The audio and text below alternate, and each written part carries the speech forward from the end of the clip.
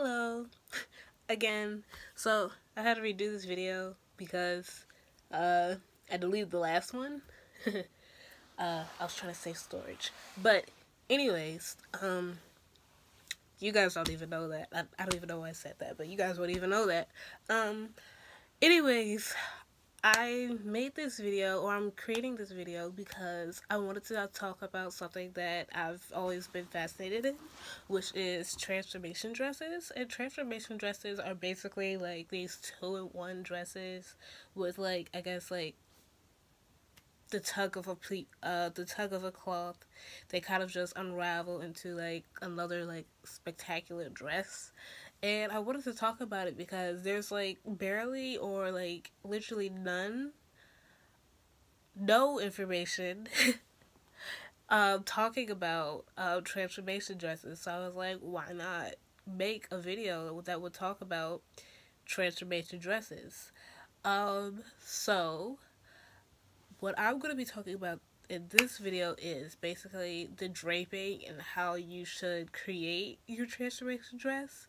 But do note that everything I say will not pertain to, if you're actually making one, it won't pertain to yours individually. You can always kind of like add on or rewrite kind of rewrite the information I give you that can help you better understand or help you create your dress the way you want it to be. And so let's get started with that. um the first thing that I want to talk about, which is something that I've already done, is the skirt of the dress. And the skirt of the dress, if I can find it, it'd be better to just show you than to just talk about it. This here is the skirt of a transformation dress that has already been that's already done. As you can see that one thing that you will come across is the outer shell of the dress, which will go on the inside of it. And the reason that it's going to go on the inside of it is because you have this little layer or strip of fabric here that will go all the way down to where I put is a drawstring. And this pouch is going to hold all of this, which is the inner shell of your dress, which is going to go on the top of your skirt. Like so. And the reason why it's going to do that is because you don't want to switch them around, because then this will be on the outside, which means that it will be holding the white. And that's something that you want, unless you want it to be that way. But then you would have to put some type of pouch or something that will hold the white. This here will be the drawstring of the skirt, of the outer shell skirt, which will help it tie to your waist or hold to your waist.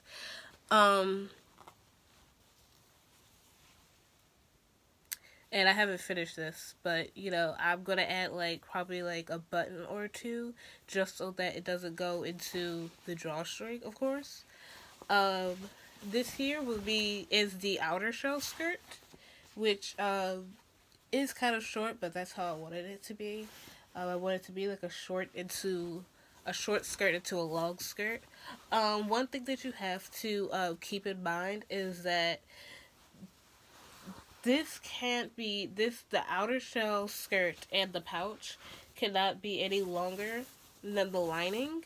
And I made the pouch and outer shell skirt to be 4 inches longer than the lining, just because you don't want it to show through the whole skirt.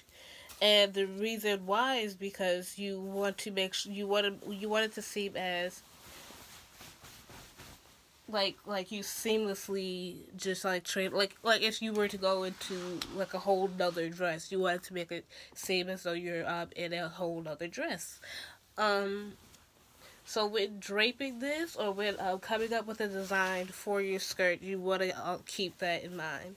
I would also keep in mind that when you start sewing, is to give your seams a half-inch seam allowance when you sew it, just to cause you're putting in like more than one layer, and so you want to make sure that all the layers are in. Um, and when you come up with the sizing for it, the sizing for the skirts, especially for the top of the skirts, should be. I went with like two or three times larger than your actual waist size. Um, I say that because when you're about to do the pouch here, and you have to put the inner shell into the pouch, you have to make sure that it will all fit. And if it's tailored to your size, it won't fit. Basically, it won't fit, and uh, it will be poofier than you want it. I know that when I came up with the design for mine, I didn't want it to be poofy at all. But needless to say, that it's going to be a bit poofy because you have all this trapped into one little casing here.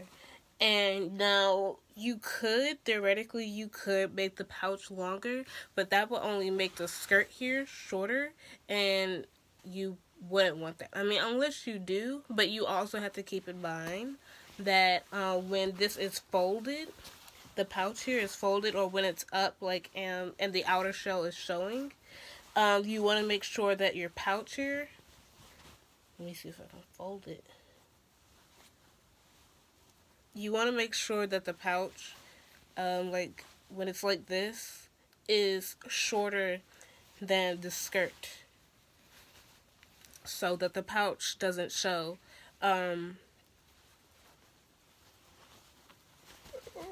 So that the pouch doesn't show while it's in this form.